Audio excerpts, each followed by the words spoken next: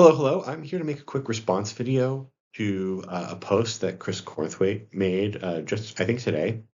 The video is called "I spent 15 years studying religion. Nobody can answer this question." Chris is uh, public scholar. He has a doctorate and makes videos for the public talking about Christianity, the history of religion, apologetics, counter apologetics, critiques of apologetics.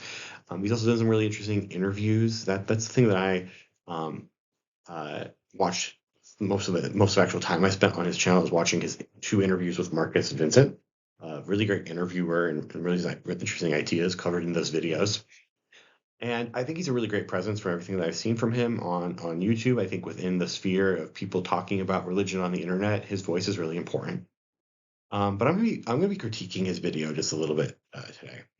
So before I do that, though, just to give context, my name is Scott. I'm a doctoral student, so I don't have a PhD. Uh, I study the field of science and religion. Um, Science and religion is all about the sort of questions that Chris is asking in this video about the relationship between God and the material world, for example, what the limits of science are, how can we, as people who have religious feelings, conceptualize that in secular society, all sorts of different things in that domain. And there's just a few things just coming from the background that I have and in the scholarship that I'm familiar with that make me question some of the ways that Chris frames the issue. And I wanted to post this not to attack him in any way, but to try and enrich the video a little bit for anyone who's interested. To be clear, like I posted his comment. It's on this slide here.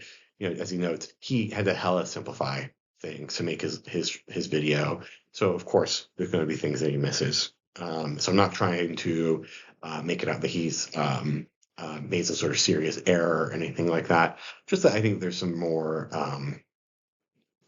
depth to a couple of the issues that he discusses.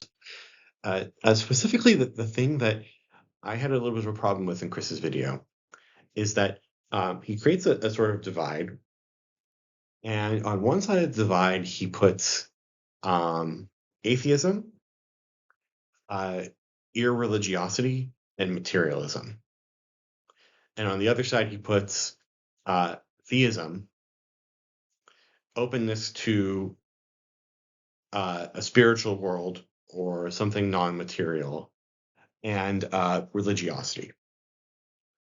And I want to say that there are several ways in which that split is a little bit problematic. Um, and I wanted to specify that. First reason why I think that split doesn't really work is that there are a lot of examples of materialist uh, religiosities. An example of that, and this is the only slide that I have, so I apologize for this being hopefully not, it's not too boring. But an example of that is Lucretius, who I have pictured here. Lucretius was a first century BCE philosopher and poet who wrote one of the probably the most incredible books I've ever read on the nature of things, De Rerum Natura. Um, and in that book, which is written entirely as a poem, he breaks down his own thoughts on the nature of the world from being inside the position of the Epicurean philosophical mode. So um, he's talking about the material world. He's talking about its makeup. He's talking about the Epicureans were famously, they didn't like disbelieve in gods, but they were skeptical that gods did anything that they ever interacted with us in any way. Um, and what's interesting about Lucretius, number one, he presents an entirely materialistic worldview. Number two, through his natural philosophy, he comes to develop, and this isn't just me talking. There's been a bunch of people who have back to Lucretius been like, "Oh my God, like this guy was anticipating. He was anticipating or preempting or coming close to converging odds. A bunch of different ways that you could put this. We all have slight problems to them, but there's something to this. Is that he's describing things that sound like what we now know as quantum physics, and what we now know as evolution by natural selection. He's not saying those things specifically, but people have looked back who have knowledge in these fields and have been like, oh my gosh, like he got close. Thomas Nail has collected a bunch of those because Thomas Nail is a contemporary philosopher who's done a lot of Lucretius. He's collected some of the some citations showing different scientists looking back at Lucretius and being pretty amazed. But Lucretius also presents a form of mysticism, a form of religious awe towards the material world. And it's in the tradition of pre Greek Mycenaean religion and the nature cults that grew out of that and ended up influencing the Greco-Roman world up to and including the in his during Lucretius' lifetime. So that's one example of why I think the divide that Chris provides doesn't really work. Is that there are forms of materialism which are deeply religious. Another example of that is Mormonism. Contemporary Mormonism, the largest branch of the Mormon movement, is called the Church of Jesus Christ of Latter-day Saints. And there have been several religious figures in that church who have made the claim that, and sometimes they'll still use the word spirit to mean something else, but that God has a material body, that God lives in the material world. God's still sacred. God's still holy. God's still God. God still does all the things that God does, but he's a person who has flesh and bone, right? So that would be another example of why it's not really right to say that materialism and religiosity break apart. Another reason why I think this divide is problematic is that you don't even have to have gods uh, to have religiosity. You can be an atheist and be a deeply religious person and have deeply religious feelings. Just last year, the great philosopher Brooke Saporin published a book called Experiments in Mystical Atheism. And Saporin shows not only that it's possible to have religious feelings and religious experiences and mystical experiences with an atheistic framing, he shows that there's thousands of years of history of that being the case. And so there's nothing particular about saying, oh, I only believe in the material world, or I don't believe in gods, that stops one from being religious or feeling religious or having religious experiences, from practicing religion, so on and so forth. And not only is it not the case that, like, 'cause, Chris talks about this a little bit, which is like, oh, you might be a Christian in the Christian tradition, and there's going to be different times in your life where you feel like pretty confident, like, oh yeah, Jesus is real, Jesus was, resurrected, and did all the stuff that it says in the New Testament. And there's going to be times when you're going to be like, is this all bullshit? Am I just fooling myself? Like that's pretty normal. I think a lot of Christians experience stuff like that, but you're still grounded in the Christian tradition. So what I'm trying to say is that it's not just that, oh, you can be in a what Chris is framing as the only type of, I don't think he's doing it on purpose, of course, but what he's framing as the only like real type of religiosity, which is non-materialist theistic ones, um, and that you're still grounded in that tradition even if you're experiencing doubts. Whereas what I'm trying to say is that you can have that same exact experience grounded in an entirely materialist and atheistic one.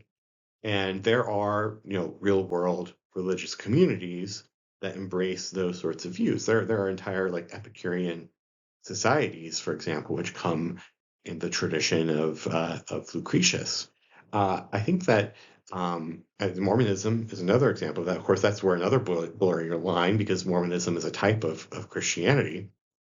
Um, the Navajo religion in the American Southwest, the indigenous Dene, also seem to have something like a materialist mysticism as the core of their religious tradition. At least that was the position of Viola Cordova. Was a She was the first Indigenous American woman to get a philosophy PhD, and she did her whole dissertation on the Navajo religion and centered the concept of holy wind um, as both the thing that makes all people people, but is constitutive of the entire material world, and seems to have some sort of active role in helping people. So you got all these stories and myths of like the wind saving people or creating mountains, things like that. So it's both the thing that makes us, the thing that makes the world around us, and has some sort of beneficent will.